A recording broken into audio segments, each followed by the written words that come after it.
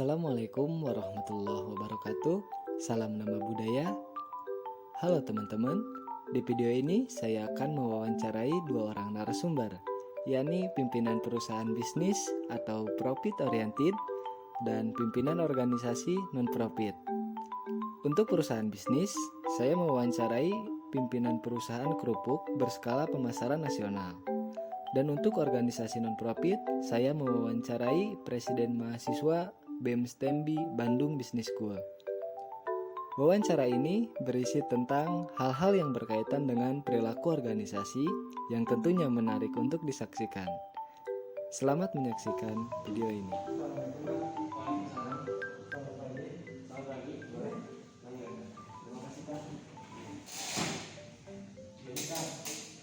Saya dengan menjalankan dari kelas C2 program studi manajemen mahasiswa SKS Bandung.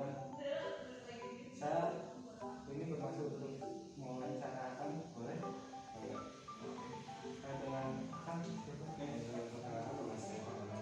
saya di sini selaku Presiden Mahasiswa Bandung Business School periode 2019-2021. Langsung bagaimana kemarin langsung belajar mengenai pengurusan badan sekretaris mahasiswa didirikan atau diperintis pada tanggal 28 Oktober 2008 dengan jumlah pengurus sekarang 31 orang. Seperti itu. Ada yang kalau jumlah kepengurusannya kira-kira berapa? jumlah pengurusan ada 31 orang. 51 orang. Tadi kan udah programnya. Sekarang yang ingin saya tanyakan itu perihal bagaimana akan selaku presiden BEM mengelola organisasi BEM.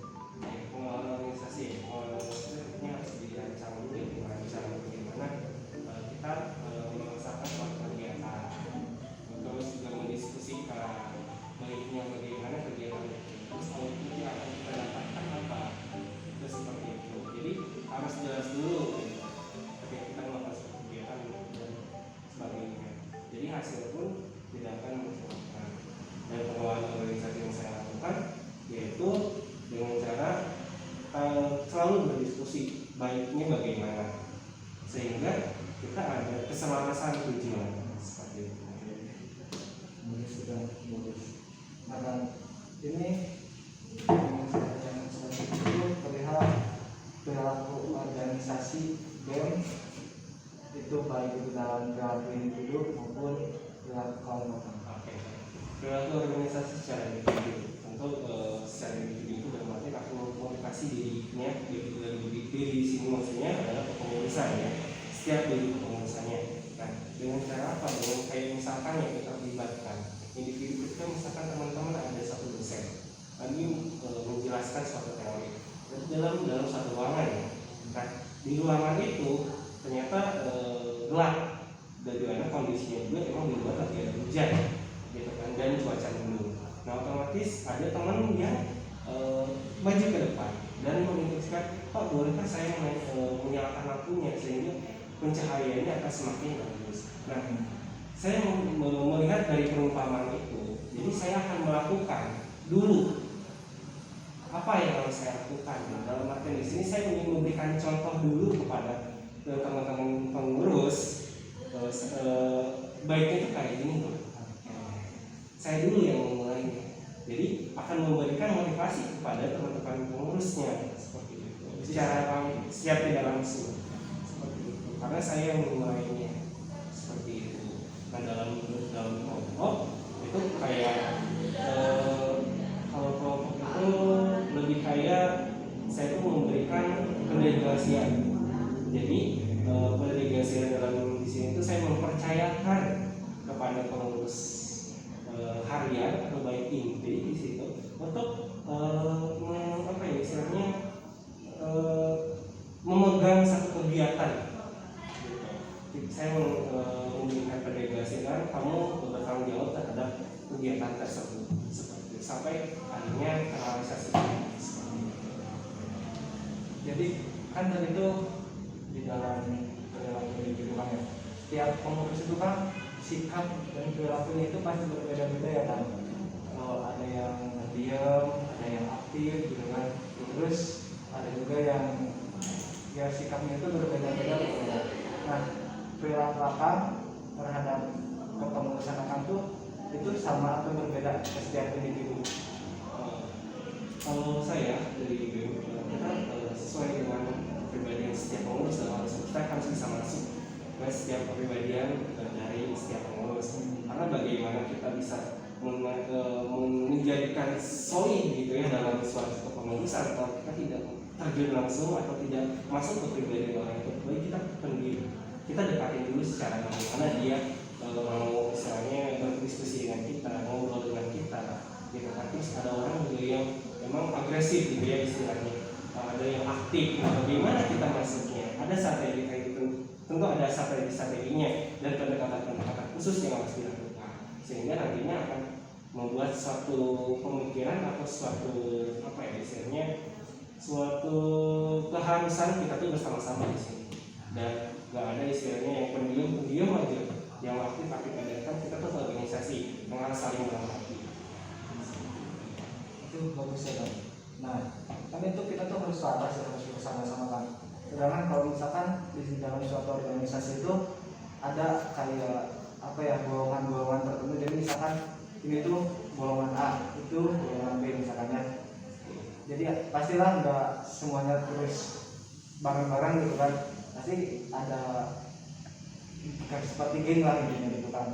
Nah, bagaimana akan tuh menyatukan dari golongan dua itu gitu. Gitu.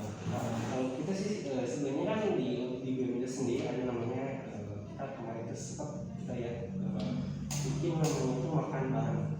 Makan bareng itu kan mempertemukan golongan itu ya, orang kan golongannya A, gue seperti golongan misalkan golongan A, golongan B, dia pengennya berteman sama itu aja, dia pengen berteman sama itu aja, tapi kita satukan, kita frekuensikan di situ dalam satu momentum itu untuk menyatukan nih tujuan kita tuh ini, kita tuh harus selaras satu visi satu misi gitu, kita nggak boleh ada misi lain atau visi lain, visi yang saya bawa ya harus kita sama-sama laksanakan gitu, seperti itu. Jadi nggak ada nanti pas golongan lagi gimana golongan yang lain dan terjadi perpecahan kan. Nah seperti itu.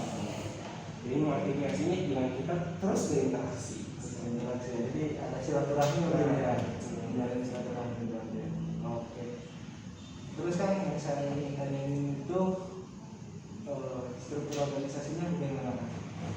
Struktur organisasi dan eksekutif mahasiswa pada tahun ini itu adanya pengurus inti, pengurus harian dan anggota. Di mana pengurus inti itu yang terdiri dari ketua, wakil ketua, bendahara dan sekretaris, serta pengurus harian terdiri dari ketua divisi dan anggotanya, serta anggota dari badan eksekutif mahasiswa adalah seluruh mahasiswa baik itu dari mahasiswa STEMI dan mahasiswa eksil baik dari D3, S1 dan S2 seperti itu Pak. Kalau ini kan harus selaras ya kalau organisasi itu. Nah, pasti perlu adanya budaya organisasi. Nah, budaya organisasi yang dibawa akan itu seperti apa Pak? Budaya organisasi itu saya punya kayak slogan gitu ya. Selain slogannya itu kayak misalkan nih slogan yang saya pakai itu yaitu duduk sama rata, tinggi sama tinggi. Berdiri sama tinggi maksudnya saya. Duduk sama rata, berdiri sama tinggi. Artinya apa? Kita ketika melakukan satu kegiatan harus dikerjakan secara bersama-sama dan bergotong royong. Nggak ada yang istilahnya dia kerja sendiri. Terus dia istilahnya nggak kerja gitu seperti itu. Jadi nggak ada istilahnya capek sendiri gitu, seperti itu. Nah dan juga ada budaya yang saya terapkan yaitu budaya administrasi. Yang budaya administrasi itu adalah budaya kayak jadi setiap surat menyurat itu udah ada draftnya, sehingga ketika nanti kita meninggalkan kepengurusan, teman-teman dari kepengurusan yang baru tidak akan lagi namanya salah dalam surat menyurat. Entah itu ada surat menyurat tentang misalkan berita acara, tentang proposal, ADART, terus ada faktur, penerimaan barang, pengeluaran barang, atau penerimaan uang, pengeluaran uang dan sebagainya. Seperti itu. Dan juga ada budaya namanya budaya kedisiplinan. Itu ketika kita melaksanakan pertemuan atau diskusi ya, itu mewajibkan untuk setiap pengurus itu menggunakan baju berlera seperti mahasiswa, dan juga diharuskan untuk tidak telat mengikuti diskusi atau pertemuan. Kalau misalkan telat ya ada sanksinya yang sudah kita sepakati dulu. Ya dimana sanksinya itu kalau misalkan telat mungkin waktu itu kalau saya tidak salah itu 2.000 bayarnya. Nah, atau enggak bawa makanan ya. Seperti itu. Jadi harus disiplin dan tertib. Betul. Nah terus juga ada kita ngasih reward. Ada reward. Nah reward itu untuk penghargaan untuk teman-teman pengurus yang memang dia itu mempunyai loyalitas yang tinggi terhadap lembaga eksekutif mahasiswa gitu. Jadi kita memberikan penghargaan untuk teman-teman, dan itu juga memotivasi untuk teman-teman kepengurusannya juga, sehingga apa? Sehingga teman-teman pengurusan yang lain juga, oh iya ada duitnya ternyata itu. Ketika kita aktif, kita mau berkorban, mau berjuang, memberikan ide, gagasan dan materialnya, maka kita juga akan selain mendapatkan istilahnya ilmu yang baru gitu kan ya, dia juga mendapatkan apresiasi. Dan tak lupa juga ada sanksi yang diberlakukan gitu ya. Nah sanksi yang diberlakukan itu dalam pengurusan kita, yaitu ada namanya itu ketika misalkan teman-teman pengurus tidak hadir dan tanpa kabar selama tiga pertemuan, tidak hadir tanpa kabar apapun, kita akan terbitkan SP1. SP1 empat kali tidak hadir SP2, 5 kali tidak hadir, dan sampai 7 kali tidak hadir, kita akan SP3. SP3 itu artinya apa? Artinya adalah pencopotan status kepengurusan dari pengurus harian menjadi anggota, baik yang pengurus inti juga sama seperti itu. Nah seperti itu. Jadi lebih tegas ya. Lebih tegas. Jadi Itu dia punya aturannya juga. Dilanggar mas. Untuk kepemimpinan kan ini kepemimpinan seperti apa Pak? Oke, kepemimpinan saya itu ada 3 sebelumnya. Ada waktu itu saya diskusi ya sama teman-teman waktu itu pas penerimaan mahasiswa baru. Saya waktu itu awal-awal masih menjabat sebagai freshman gitu ya. Saya bilang ke teman-teman, saya ada 3 kepemimpinan. 3 kepemimpinan itu saya bisa demokrasi, saya bisa sosialis, saya bisa otoriter. Nah demokrasi oke, misalkan teman-teman masih bisa diajak diskusi dan sebagainya ya. Nah otoriter ini kemungkinan besar ketika teman-teman itu ngeyel. Nah ketika teman-teman itu nggak mau menjalankan dan sebagainya gitu ya. Sehingga saya membuat kebijakan yang secara otoriter gitu.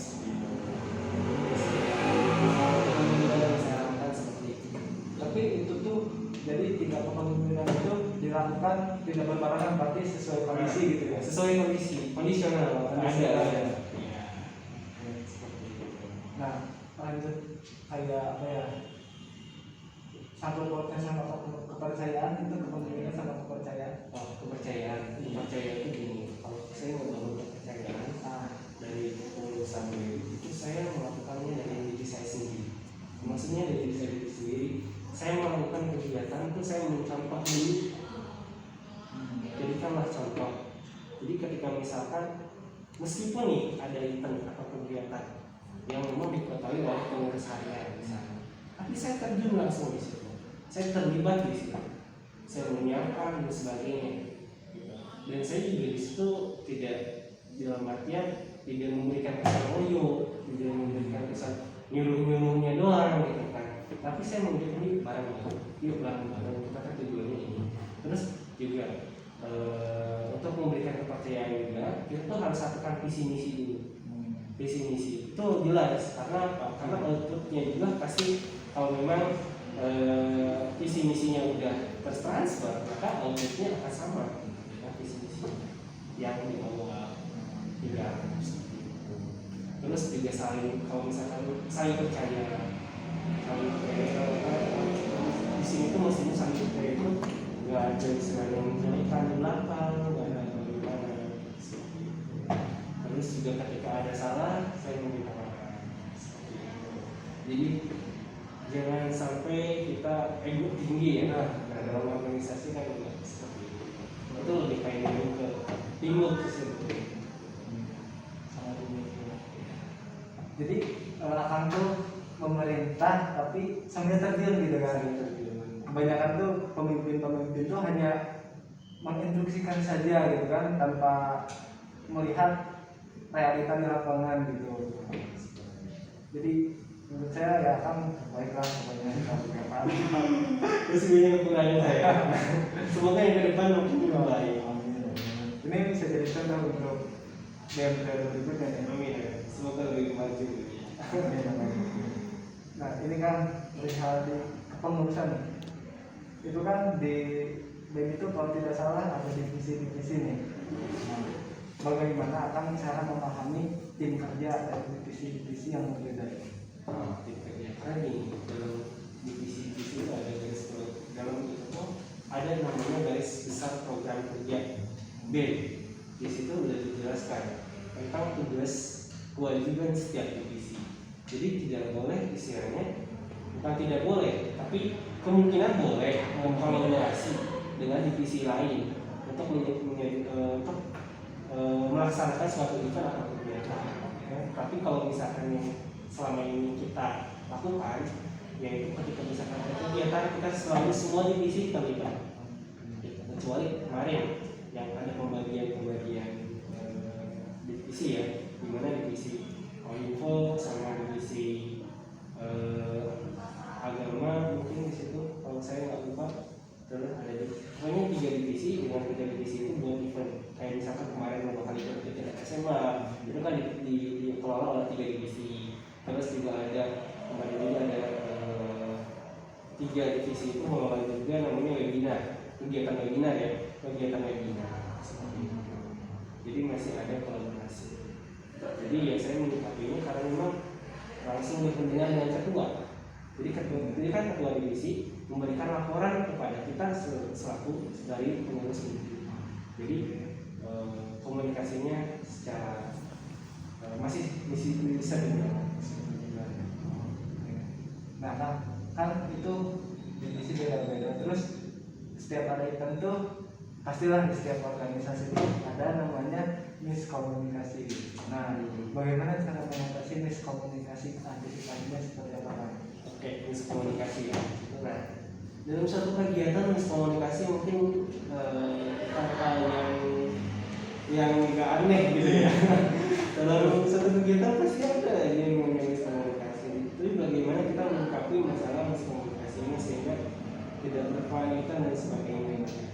Miskomunikasi ini saya lakukan dengan cara kita evaluasi. Setiap kegiatan pasti ada evaluasi. Jadi miskomunikasi ini misalkan di bagian logistik. Misalnya ini pengadaan tim logistiknya itu misalkan tidak peka terhadap apa yang harus disiapkan. Berarti kan itu mungkin kemungkinan terjadi itu adalah miskomunikasi dari pihak acara dengan logistik. Karena kan acara membutuhkan barang-barang untuk mensukseskan acara itu. Nah, mungkin dari acara itu dia kurang menginformasikan atau tidak jelas menginformasikan sehingga miskomunikasi.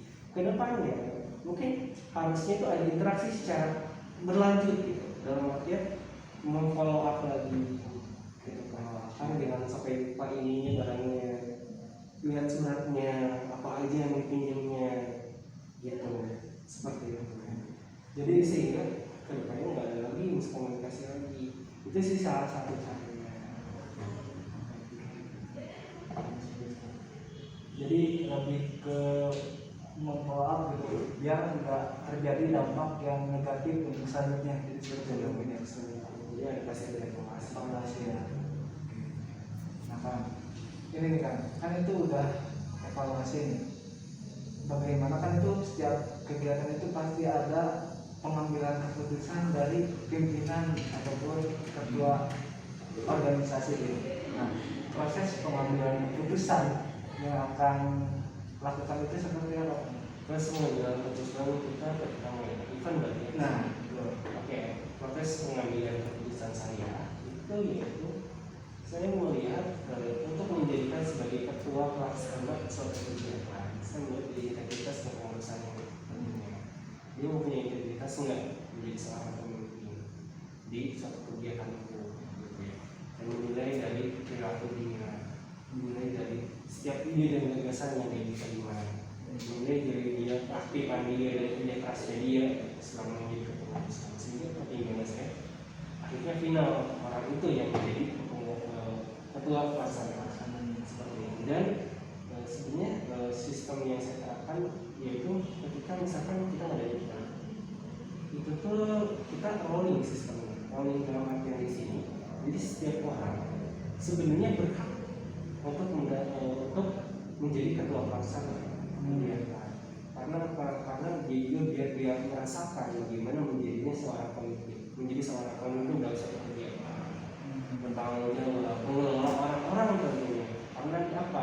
Karena kita kan berada eksekutif ya. Kita eksekutif banyak orang-orang terpilih yang super eksekutif. Nah, kita juga menginstruksikan untuk semua pengurusan biar bagaimana mengelola orang, mengelola sumber daya yang ada agar bisa mensukseskan suatu ini. Jadi punya jadi ada pengalaman tersendiri lah gitu ya pengurus. Jadi ketika misalkan dia menjadi orang ketua BEM, nanti menurut saya mungkin dia nggak kaget seperti itu. Bagaimana harus mengatur orang, memberdayakan orang, memposisikan orang di posisi-posisi yang potensial. Nah ini ada pertanyaan nih yang mungkin dari saya pribadi nih. Misalkan di pengurusan itu ada 1 atau 2 orang nih yang perilakunya itu bisa mencoreng nama baik organisasi kan. Nah, tindakan apa itu seperti apa Pak? Jadi jadi kayak jadi orang dalam satu pengurusan ada pengurus yang memang mencoreng nama baik dari perilakunya gitu. Ini dia sikap perilaku ya, tingkah laku sifat aja. Jadi itu misalkan kalau misalkan perilaku si A itu di luar BEM itu ya bisa dibilang tidak patut untuk dicontoh dan tidak terlihat seperti anak organisasi kan itu bisa otomatis bisa mencoreng nama baik image ya, citra organisasi ya kan. Nah tindakan itu seperti apa? Apakah akan mengeluarkan orang tersebut atau ada proses lain? Ada tahap-tahapan yang memang harus kita lakukan, dimana kita ada pendekatan. Kita pendekatannya gini, ketika misalkan kita ada kegiatan pengurus itu satu aja pengurus. Misalkan pengurus itu berbicara kasar, gitu kan, nggak profesional, sikap dia tidak menjadikan sebagai badan eksekutif. Apa yang kita lakukan itu dengan menegurnya, kamu tuh nggak boleh seperti ini, kamu itu contoh untuk mahasiswa, kamu tuh eksekutif di sini, masa contohnya seperti ini, kamu mau mentransfer apa gitu seperti itu. Saya akan memberikan teguran seperti itu. Kalau memang teguran tidak bisa menjadi efektif buat pengurus itu, ya saya akan melakukan negosiasi yang kedua. Negosiasi yang kedua itu mungkin saya akan libatkan pihak ketiga. Pihak ketiga itu mungkin dari segi pembina dan eksekutif mahasiswa atau kemahasiswaan untuk secara tegas memberitahu bahwa kalau itu tidak boleh bersikap seperti itu, malah harus memberi contoh yang baik. Dan dari segi tutur kata, perilaku, kan itu menjadi cerminan. Masa dari eksekutif mahasiswa istilahnya berbicara kasar, terus nggak sopan, apalagi sama orang tua, apalagi sama dosen itu istilahnya ketika berbicara dari yang tinggi dan sebagainya. Atau nggak sama dosen, sama orang lain, atau sama orang lain yang lebih tua dari kita umumnya istilahnya berbicara secara nggak sopan, nadanya tinggi itu nggak. Ini mungkin pertanyaan terakhir dari saya kan. Gimana? Ya. Ini akan selaku presiden mahasiswa ya, dari BEM. Nah, bagaimana cara akan memotivasi pengurus dari BEM? Motivasi ya. Oke. Motivasi saya untuk pengurus ini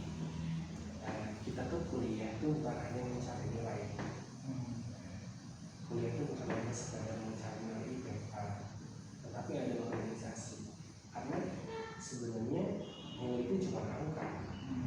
Tapi kalau kita ikut terlibat dalam organisasi, kita tahu bagaimana mengolah orang lain, memberdayakan orang lain, itu yang diperlukan dalam suatu organisasi perusahaan. Sehingga ketika kita terjun dalam dunia perusahaan, ketika kita menjadi manajer, kita udah kayak kaget, nggak harus pusing-pusing mikirin bagaimana jalannya perusahaan, mengelola organisasi, gitu. Jadi menurut saya organisasi penting, dan saya motivasi ke teman-teman pengurus BEM, kalau bukan kita, mau siapa lagi? Kita seperti itu, jadilah eksekutif yang memang memberikan manfaat yang banyak dan menjadi cerminan untuk mahasiswa. Seperti itu. Masya Allah, ini wawancara yang sangat bermanfaat menurut saya dan sangat menginspirasi bagi teman-teman semua gitu yang menyaksikan wawancara ini. Ini terima kasih banyak Kang dari saya telah meluangkan waktunya untuk wawancara bersama saya. Mungkin itu saja ya Kang yang dapat saya tanyakan. Terima kasih banyak. Siap, sama-sama.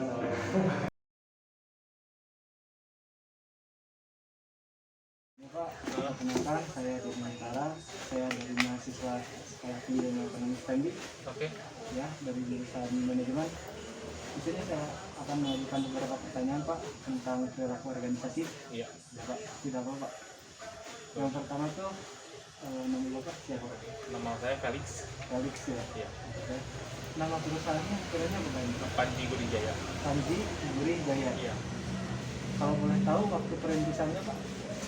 Kurang lebih 2010 ya. Jadi sudah 11 tahun ya. 11 tahun ya. Ya. Kalau boleh tahu juga jumlah karyawannya ada berapa Pak? Kalau di sini sih saya ada 6 6 karyawan. Soalnya beda ini, apa nih pabriknya beda lagi. Jumlah keseluruhannya? Totalnya ada 40-an lah. Ya. Kalau pengelolaan organisasinya Pak antara pabrik dengan penjualan beda ya Pak? Kalau pabrik sih beda ya. Kalau pabrik khusus buat produksi, kalau penjualan beda lagi. Ya, penjualan ada organisasi, ada yang megangnya sendiri beda lah. Oh, beda lagi. Berarti Bapak ke Saya ke bagian penjualan. penjualannya ya? Iya. Untuk struktur organisasinya seperti apa Pak? Strukturnya nggak ada ya. Nggak ada ya, paling dari mungkin pimpinan terus. Oh, paling ada kepala gudang, kepala produksi gitu. Iya. Oke. Batas itu doang. Kalau budaya organisasinya yang Bapak pakai, Contohnya apa ya? budaya organisasinya itu seperti sopan, santun, ramah kayak gitu lah. Pastilah kalau misalnya kayak kita kan berhubungan langsung sama customer kan, Iya. jadi pasti harus sopan. Yang penting berpakaian sih yang penting. Representasi ya. Yang penting sopan. Untuk perilaku individu Pak, setiap karyawan bagaimana Pak? Beda-beda pastilah. Apakah ada kendala gitu Pak? Sebenarnya sih enggak sih. Untuk sekarang kan karyawan udah lama semua kan, jadi sebagian karyawan udah kayak tahu lah maunya kita gimana gitu, harus kayak ramah ke customer atau apa. Tapi gangguan selama pandemi ini bagaimana Pak? Apakah ada karyawan yang dikurangi gitu atau? Kalau kurangnya sih pengurangan karyawan kita nggak pernah. Nggak Dari pernah. sejak awal pandemi nggak pernah. Iya. Kalau misalkan ada masalah antar karyawan pernah ada nggak Pak? Masalah nggak ada sih, sejauh ini baik-baik aja. Untuk kerja sama timnya bagaimana Pak? Kerja sama tim, sebenarnya itu kalau kerja sama tim sih hubungannya bukan sama saya, tapi kayak karyawan lain sama kepala gudangnya, kepala produksinya, mereka kerja sama gitu. Jadi kalau misalkan dengan pimpinan perusahaannya tidak secara langsung ya Tidak Pak? secara langsung. Tapi melalui kepala bidang. Iya, kepala bidangnya, ada bidang masing-masing gitu. Nah, kepemimpinan Bapak seperti apa Pak dalam mengelola perusahaan ini? Saya sih kepemimpinan gimana ya? Yang penting pertama kan itu kan karena kita berhubungan langsung sama customer, yang penting kita sopan sama customer. Terus meskipun terus saya juga pas sama pegawai sih nggak mandang gimana ya, jadi kayak udah aja kayak rekan kerja. Ya, jadi tidak ada istilah bos sama Ya udah sih saya disamaratakan lah. Nah, kalau gitu Oke.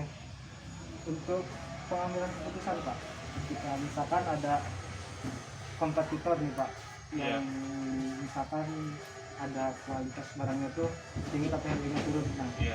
Bapak tuh sikapnya seperti apa Pak dalam pengambilan keputusan itu? Kalau untuk misalnya ada kompetitor gitu sih, kayak ya pertama sih kita lihat dulu ini kompetitor tuh ngancurin harga pasar nggak, kayak gitu. Mereka jual harga normal nggak gitu. Kalau misalnya udah harga nggak normal ya kita lihat dulu kita bisa nggak kira-kira jual dengan harga segitu. Kalau nggak bisa ya kita tetap berjual seperti biasa gitu, dan harga yang sama, nggak diturunin nggak dinaikin gitu. Jadi tetap yang bertahan ya Pak. Tetap bertahan aja. Kalau misalkan memahami perilaku karyawan bagaimana Pak? Setiap perilaku karyawannya gitu, baik dalam misalkan dalam contoh motivasi gitu. Motivasi ya. Motivasi karyawan. Kalau motivasi karyawan sih kita itu tadi ya, kayak pertama tadi saya nggak pernah pandang rendah pegawai lah gitu. Yang penting itu kan satu bagian nyaman dulu gitu. Nyaman dulu, terus kayak kita selalu ada ini juga tiap yang berapa tahun sekali ada kunjungan kemana gitu buat karyawan supaya betah aja. Ada kunjungan kayak Outing lagi ya. iya kayak gitu, ini nggak jauh. Untuk komunikasinya Pak, bagaimana dengan karyawan atau langsung kepada karyawannya atau melalui kepala bidang? Kalau ada apa-apa sih biasanya kita lihat kepala dulu ya, tapi kebanyakan sih langsung sih kalau kita komunikasi langsung. Komunikasi langsung. Iya, sama pegawai. Itu kan Pak yang bisa saya tanya. Oke. Aduh, mohon maaf dengan waktunya. Sama-sama. Ya Pak. Terima kasih ya. Iya.